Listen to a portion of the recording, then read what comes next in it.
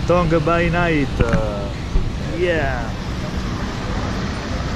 Di fronte a noi la mitica pizzeria ristorante da Mauro, del mitico Mauro Roma Patong, così lo potete trovare anche su Facebook, ormai è un'istituzione qui a Patong Beach. Not with what? I don't know. È arrabbiata stasera, non so cosa.